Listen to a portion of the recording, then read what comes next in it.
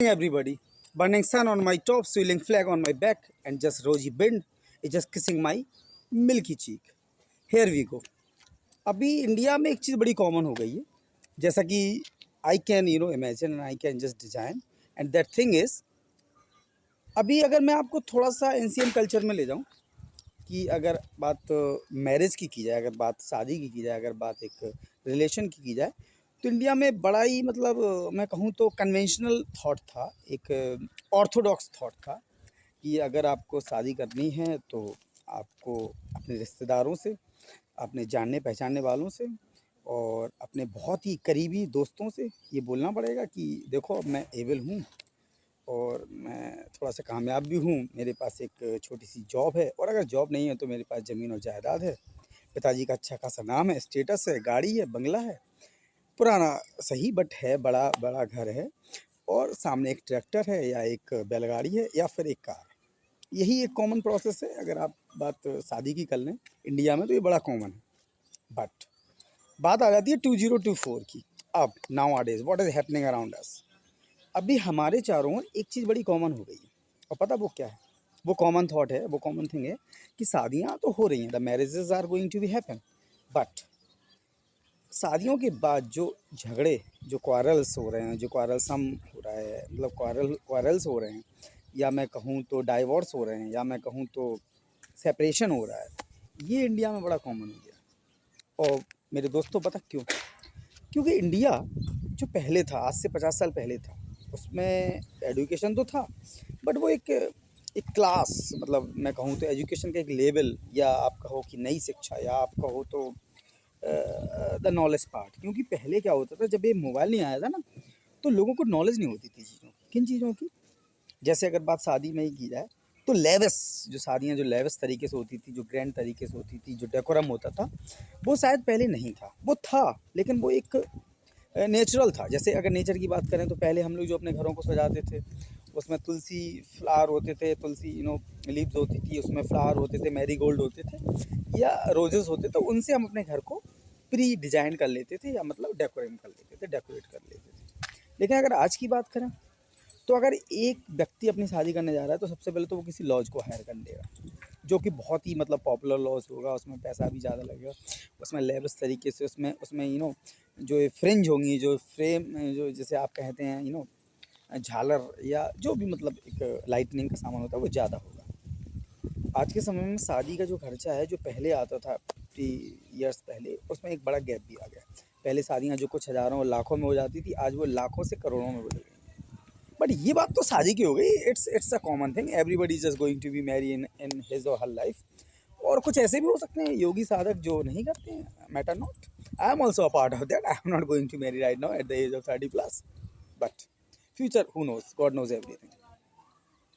तो मेरा कहना था कि मैं एक्चुअली बोलने जा रहा हूँ आज शादी के ऊपर, मैरिज के ऊपर, मैरिज का ब्रेकअप के ऊपर, मतलब कैसे शादियाँ इतनी मतलब मैं कहूँ इंडिया में इतना मतलब कॉमन हो गया है कि शादियाँ, 4 शादियों में से 2 शादियाँ टूटने वाली हैं या टूट जाती हैं, आगे चल के उनका सेपरेशन हो जाता है। मैं उस पर बात कर रहा हूँ। इसका सबसे पहला रीज़न है एजुकेशन का एडवांस हो जाना। दूसरा रीज़न है हर एक पर्सन को सक्सेस चाहिए, everybody wants success as early as possible. तीसरा रीज़न है nobody wants to be have kids in their life earlier. अगर एक कपल ने शादी की है तो वो बहुत जल्दी बच्चे नहीं करना चाहते, they don't वांना have a child in their life, because वो अपना ज़िंदगी जीना चाहते हैं openly, they वांना enjoy there marriage life, but not with their kids. तो ये जो पेरेंटिक, जो एक जो मतलब पेरेंट्स से आता था, जो हमारे पेरेंट्स ने हमें दिया है कि उन्होंने कैसे अपने पेरेंटेज को, मतलब कैसे अपने फादरहुड को, मदरहुड को कैसे अपनाया, कैसे उन्होंने हमारी ज़िंदगी को बनाया। आज मैं जहाँ हूँ या मैं फ्यूचर में जहाँ हूँगा, उसमें मेरे मदर एंड फादर बहुत, दोनों का बहुत बड़ा रोल है। I don't know how they manage me and my brother, but they manage well, they managed well. Right now I'm not having my father, he is in heaven, but my mother is just over here on this planet in hell, and she is helping me a lot each and every day during my decorum, during my departure to my school, and returning from my school to home, delicious food and many more. तो मैंने 3-4 कारण बनाए जो शादी को unfair बनाते हैं। पहला कारण एजुकेशन का एडवांस हो जाना, दूसरा कारण मोबाइल का lot of use, according to knowledge. तीसरा कारण couple don't want have their kids. And चौथा कारण they don't want touch the connection of their family से हर एक कपल बाहर जाना चाहता है, फैमिली को छोड़ना चाहता है, क्योंकि उन्हें लगता है कि फैमिली से अगर अलग रहेंगे तो हम बेटर कर पाएंगे, हम सक्सेस जल्दी मिल जाएगी, हम अपने बच्चे का फ्यूचर सिक्योर कर पाएंगे। लेकिन ऐसा नहीं है, क्योंकि जो नेचर कनेक्टेड है। अभी नेचर का एक छोटा सा साइकिल बता दूँ, आपने वाटर साइकिल पढ़ा होगा। क्या होता है वाटर साइकिल? जब सनलाइट सी वाटर पे पड़ता है तो जो वाटर का जो सी वाटर का जो पानी है यानी वाटर है, वो मॉइस्चर के रूप में इवोपरेट होकर सीधा स्काई की तरफ जाता है क्लाउड्स में। और जब वो क्लाउड्स तक पहुंचता है वहाँ कंडेंस होता है then the dew drops fall on the heaven in form of rain. So this is the cycle. अभी अगर इसमें से पूरे साइकिल में से अगर 4-5 चीज़ों में से किसी एक चीज़ को भी आप हटा दो तो इज इट पॉसिबल? ठीक वैसा आ जाओ नेचर पे। Whose nature? The human nature. अभी ह्यूमन नेचर क्या है? आप किसी माँ के गर्भ से पैदा हुए होंगे, पहले पैदा होने के बाद आप इस धरती पे आए होंगे, आपका नामकरण हुआ होगा, आपका एजुकेशन हुआ होगा, आप बड़े हुए होंगे, आपने डिग्रियां कंप्लीट की होंगी, फिर आप शादी पे आते हैं, फिर आप एक नई साइकिल की तरफ बढ़ जाते हैं, क्योंकि आप भी अपने बच्चे पैदा करते हैं और आगे बढ़ जाते हैं। आपका बच्चा फिर बड़ा होता है, बच्चे की शादी होती है, बहू आती है और ये चलता रहता है। आप दादू बन जाते हो, फिर आपकी डेथ भी हो जाती है। It happens. ये तो एक नेचुरल प्रोसेस। अगर इस नेचुरल प्रोसेस में किसी एक को हटा दूँ, मैं कह रहा हूँ कि मैं आपको बच्चे ना दूँ, सपोज दैट कि जो व्यूअर मुझे सुन रहे हैं उनमें से किसी मैंने एक व्यूअर का नाम लिया, मैंने लिया राम का नाम ले लिया मैंने, और मैंने कह दिया Ram you are going to be married next year. उसने शादी भी कर ली और अगले 2 साल तक उसके बाद बच्चे नहीं है, फिर 5 साल तक बच्चे नहीं है, 6 साल तक बच्चे नहीं है और 10 साल तक उसके बच्चे नहीं है। तो सोचो उसके साथ क्या, what happens with him, not with him, with his wife also. अरे लोग तो बड़ा लोग किसी को नहीं छोड़ते, भगवान राम को भी नहीं छोड़ा लोगों ने। हाँ मेरे कैरेक्टर का नाम राम जरूर, लेकिन भगवान राम को भी नहीं छोड़ा। उनको भी ये कह देते थे कि कहाँ से इनके बच्चे आ गए, लव और कुछ, जबकि सीता जी तो राम से बड़ी दूर थी। तो अभी अगर इस प्लेनेट पर बात करें तो अभी आपको कहने में शर्म नहीं आएगी और शायद आप कह भी देंगे कि देखो ये लड़की तो बांझ है, ये औरत तो बांझ है, इसका कोई बच्चा नहीं हो रहा। तो ये तो कॉमन प्रोसेस है यार, ये अर्थ पे कोई किसी को नहीं छोड़ता, मुझे नहीं छोड़ते। I am a teacher, I teach in a good way, I am well decorated and I teach in my schools. I teach with my full zeal and valor. But फिर भी कुछ ऐसे बच्चे होंगे मेरे गांव में, मेरे कई ऐसे बच्चे होंगे, those the people hate me, वो मुझसे नफरत करते होंगे, but I don't care because I love them। क्योंकि मेरा मानना है कि अगर आप टीचर हैं तो you just teach in a well way। आप पढ़ाइए, लोगों को सिखाइए, कुछ एंटरटेन करिए, बट कुछ नॉलेज दीजिए। So that I go through. चलिए वापस आ जाते हैं शादी। देखो यार, किसी ने ये लाइन भी बोली है शादी है बर्बादी, किसी ने ये लाइन भी बोली है शादी का लड्डू मोतीचूर का, जो उसको खाए वो पछता है, जो ना खाए वो भी पछता है। अभी मैं सीधा आ जाता हूँ कि भारत में ये अनसक्सेसफुल क्यों है, why marriages are unsuccessful and कज।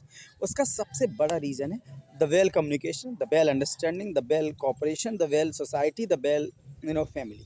ये 5 चीज़ें हैं जिन पर आपको वर्कआउट करना पड़ेगा। आप खुद में पहले तो स्वतंत्र रहिए, free from bonds, free from society, free from family and well dependent. आपको और अपनी वाइफ को दोनों को डिपेंडेंट रहना पड़ेगा खुद पे। अगर दोनों खुद पे डिपेंडेंट हैं तो मैं नहीं समझता कि ये शादी नहीं ठहरने वाली। शादी लॉन्ग लाइफ चलेगी, लंबा चलेगी, बहुत लंबा चलेगी मेरे दोस्तों, अगर एक चीज़ हो जाए वो ये कि जो आपकी अंडरस्टैंडिंग है, जो आपका फेवरेटिज्म है, जो आपका नॉलेज है, वो आपकी वाइफ के साथ मैच करता हो। And remember this thing. This is actually the message of by me to you people, guys. The youngest, especially the person who are going to be married in couple of weeks and couple of years. सीधा मैं कहूँ, मैं एक line पे सीधा बोलता हूँ, never match yourself with a wrong guy और अ रॉन्ग गर्ल। अगर आपको शादी करनी है तो पहले तो आप एक ट्रू पर्सन को कलेक्ट करिए, एक सच्चे आदमी को चुनिए, और वो केवल सच्चा ना हो, वो केवल शक्ल सूरत से हैंडसम या ब्यूटीफुल ना हो। सबसे इंपॉर्टेंट बात है कि जो आपकी अंडरस्टैंडिंग है क्या उससे मैच कर रही है। तो please give him or her time, अपना वैल्यूएबल टाइम दो उनके साथ, just spend their time and come on be he or him, her and him, come on make them the part of your family. अपनी family से मिलाओ, अपने मामा जी से मिलाओ, अपने फूफा जी से मिलाओ, अपने पापा से मिलाओ, अपनी मम्मी से मिलाओ, बहुत सारा समय गुजारो, डिनर करो, पार्टी आफ्टर पार्टी करो, जानने की कोशिश करो, live them, try to know them, then make sure that he or she will be the partner of yours, she will be the next girl of your door। okay, thank you very much। थोड़ा सा ये boring मैंने डाला, but मुझे लगा it is right time to do so because Diwali is just over, we have tasted lot of gujia and rasgulla। after this we think क्योंकि अभी जो आने वाली है, जो ग्यास हम लोग कहते हैं अपने गांव की भाषा, उसके बाद शादियां ही शुरू हो जाती है। तो मेरे को लगा कि शादी के बारे में कुछ बोलना चाहिए। तो देखो भैया, मैं तो अपना अभी नहीं कहने वाला, बट हाँ no I will now I am thinking, अभी जो मैं आपसे बात कर रहा हूँ ना, कंट्रैक्ट कर रहा हूँ आपसे, तो मैं थोड़ा सा शादी के बारे में सोच रहा हूँ। अब मैं फ्यूचर में सोचूंगा, I will plan, but whoso have done it, whoso have going to do it, please थोड़ा सा सतर्क रहिए, थोड़ा सा इमेजिन करिए कि आपका पार्टनर आप जैसा हो। और सबसे इम्पोर्टेंट बात, अगर आपने किसी को पार्टनर बना लिया तो भैया ठीक वैसे ही चलो जैसे पहिया के किसी साइकिल के दो पहिए होते हैं। अगर एक भी पंचर है ना तो साइकिल आगे नहीं बढ़ेगी। तो पहली चीज़ तो दोनों में हवा रखिए, कहने का मतलब वाइफ हस्बैंड दोनों को खुश रखिए, आप एक दूसरे से बात करिए, खुश रहिए और कुछ अच्छा करिए। किसके लिए? अपने लिए नहीं, अपने बच्चों के लिए, अपनी फैमिली के। और रिमेंबर, बच्चे पैदा करने में डरना नहीं है, come on, it's just part of your goodness, it's just part of the godly power, divine power. तो भगवान पर थोड़ा विश्वास रखिए, trust in God, have faith in your kids, have faith in your society, have faith in your mom and dad, and have faith in your life partner also। क्योंकि किसी ने ये भी कहा है कि एक लड़की किसी इंसान का जीवन बदल देती है। तो अगर आपको अपनी लाइफ बदलनी है तो come on, go with this thing. Thank you very much, tough luck for today and good luck for next day. Live the memento, kill your will, cherish the world and come on. Just have faith in marriages, and marriages are not the curse actually. Marriages are not the bane for society. Marriages are the beauty of the society. Thank you very much. Tough luck for today and good luck for me.